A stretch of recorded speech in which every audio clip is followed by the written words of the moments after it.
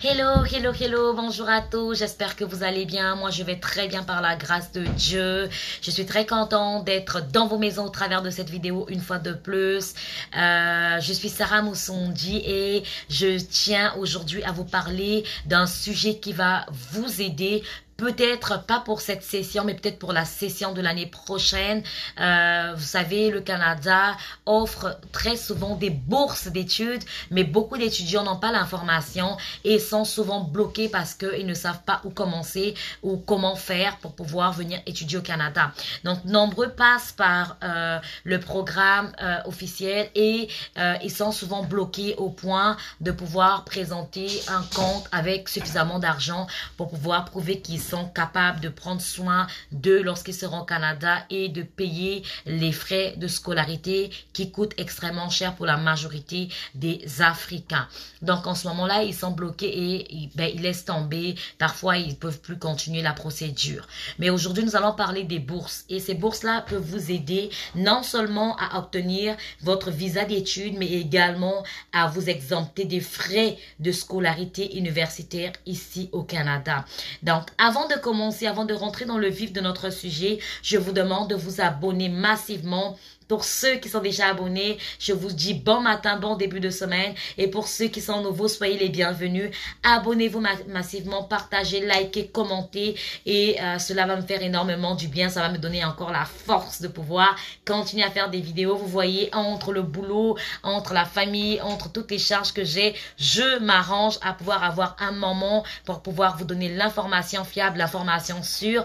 Et de votre côté également, partagez, likez, commentez.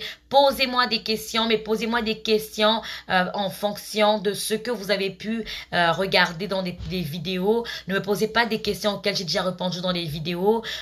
S'il vous plaît, prenez le temps de pouvoir regarder les vidéos et de pouvoir me poser des questions.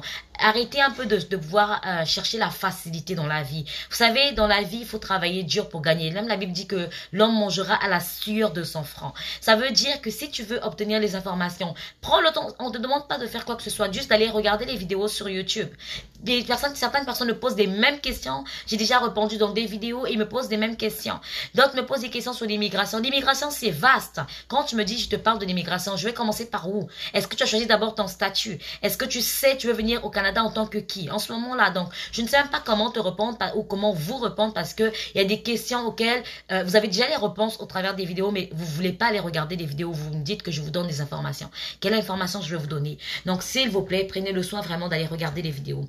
Et le deuxième point que je voulais souligner avant de rentrer dans le vif de mon sujet, c'est juste de rappeler aux gens, je le dis dans toutes mes vidéos, je ne suis pas consultante en immigration, je ne suis pas agent d'immigration, je ne fais pas des CV pour les gens, je ne fais pas les démarches pour les gens, je ne fais pas également des dossiers pour les gens. Moi, je donne l'information basée sur le site du gouvernement à 80,99%. Les informations que je donne viennent du site du gouvernement. L'autre pourcentage, c'est mon expérience, mon opinion et mes recherches que je mets à la lumière de tous pour pouvoir aider nos frères et nos sœurs qui ne sont pas informés. Donc, je ne suis pas responsable des décisions que vous allez prendre et des procédures que vous allez faire, s'il vous plaît. Donc, sans plus tarder, abonnez-vous, partagez, likez, commentez.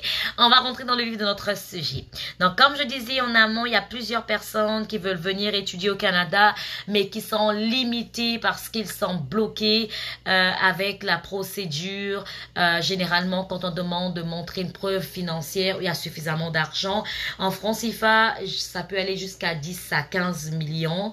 En dollars, je ne sais pas trop combien, mais je suppose que c'est autour de 15 à 20 000 dollars également que l'étudiant doit avoir parce qu'il doit prouver qu'il peut payer ses études et prendre soin de lui quand il sera au Canada. Mais il y a une façon de pouvoir, je peux appeler ça une exemption, de pouvoir on ne peut pas dire sauter, je ne sais pas quel est le mot qu'il faut employer en ce moment-là, mais c'est comme une exemption qui peut vous permettre d'obtenir votre visa d'études sans pourtant prouver que vous avez beaucoup d'argent parce que ça va déjà prendre une grande partie comme les frais d'études sera gratuit et vous n'avez pas vraiment à prouver que vous avez suffisamment d'argent.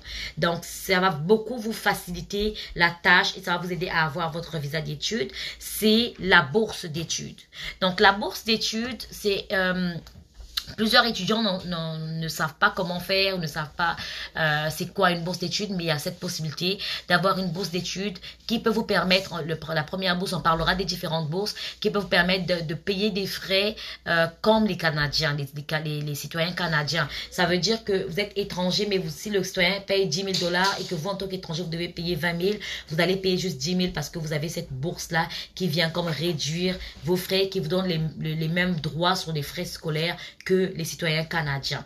Et aujourd'hui, je vais aussi vous parler de la bourse d'études université de Montréal au Canada 2022-2023. Donc, les bourses d'études de l'Université de Montréal, on vous propose de découvrir les bourses d'études de l'Université de Montréal au Canada pour étudier au Canada pendant l'année 2022 et 2023. Les bourses d'études offertes par l'Université de Montréal sont destinées pour les étudiants étrangers internationaux qui veulent aller étudier au Canada dans l'une des meilleures universités au Canada. Cette aide financière offerte à l'Université de Montréal pour étudiants plutôt vous permet d'étudier gratuitement au Canada en licence, master et en doctorat pour l'année universitaire 2022-2023 sans payer les frais des études au Canada. Donc, je vais vous donner les informations. Ici, on dit que les personnes ciblées sont les Africains étudiants internationaux et c'est une aide totalement complète.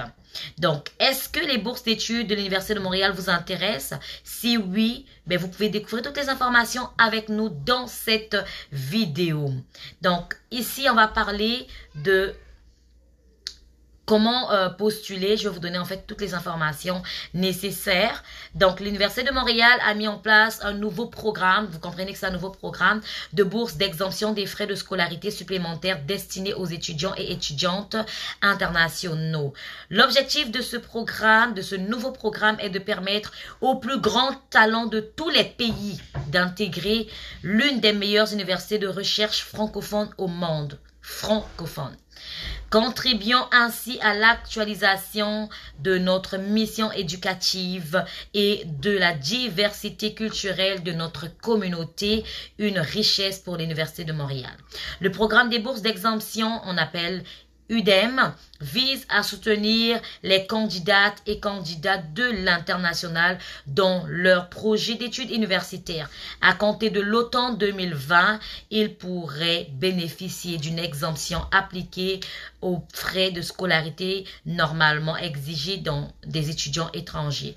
L'octroi des bourses se poursuit pour les trimestres d'hiver 2022, d'été 2022, d'automne 2022 et d'hiver 2023. Donc, même si vous avez pas pu avoir la bourse cette session, sachez que c'est un nouveau programme donc qui va continuer et qu'il y aura d'autres sessions auxquelles vous pouvez déjà postuler. Je mettrai en barre de description le lien.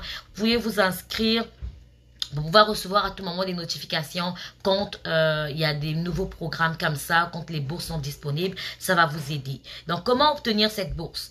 Le premier point, c'est de déposer une demande d'admission. Afin de déposer une demande et d'entamer le processus d'admission du bon pied, je vais vous donner le parcours qu'il faut faire. Donc, une aide-mémoire interactive qui vous guidera à travers les étapes de votre démarche avant de remplir le formulaire de demande d'admission. Assurez-vous de respecter les dates limites de dépôt et de vérifier les conditions d'admissibilité pour les programmes d'études qui vous intéressent. 2. Suivre son dossier et recevoir une offre d'admission.